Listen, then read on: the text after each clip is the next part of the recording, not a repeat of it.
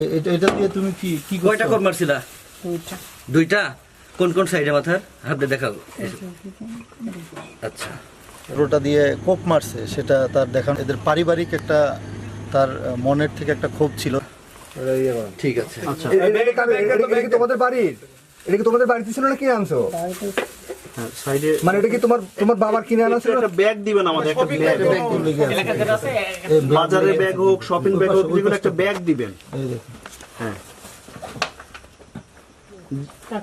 একজন একটা ব্যাগ দিবেন আমাদের, একটা ব্যাগ দেন, শপিং ব্যাগ থাকলে দেন। কতক্ষণ পরে লুকায় রাখছিল এটা?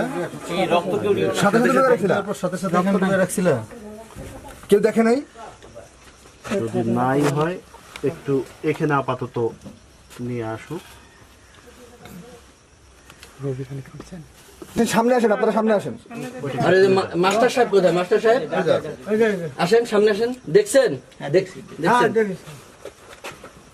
মানে এই যে এখানে এই চাপ্পলটা কি আপনার ভাইয়ের ছিল কিনা? মানে আপনাদের এটা পরিচিত? কখনো দেখছেন এটা আগে? ঠিক আছে, এটা দেখান, এটা দেখান, এটা আমরা দেখিনি কোনোদিন। দেখান। এনাদের একটু চাপ্পল তো স্বাভাবিক বিষয়, অন্য কিছু না। কুরবানির সময় ব্যবহার করা। চাপ্পলদারে যে মারছে উনি তো সবার সামনে বললো, এবং তার দেখানোর মতো ওই জায়গা থেকে আমরা জিনিসটা এবং ওইটাতে রক্তের দাগ লেগে আছে, দেখেন, কিন্তু জিনিসটা এখন ভালো মতো দেখেন, বুঝতে পারছেন কি বিষয়টা? এই দেখেন রক্তের দাগ এই যে লেগে দেখেন, এই আছে। যে দেখেন, জিনিসটা দেখেন। দেখছেন তো আপনারা? এটা আপনারা সরজমিনে দেখানোর উদ্দেশ্যটাই হলো যে একদম চাক্ষুষ প্রমাণের একটা। তো ঠিক আছে। আচ্ছা, এই ইয়ে করেন, একে আপাতত গাড়িতে নেন। হ্যাঁ, চলে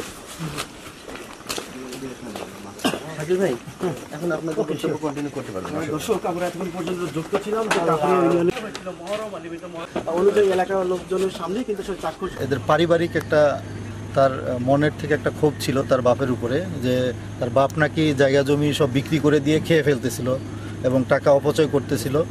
হ্যাঁ, এই জন্য আর কি সে মনের ক্ষোভে তাকে মারধর করছিল তার বাবা।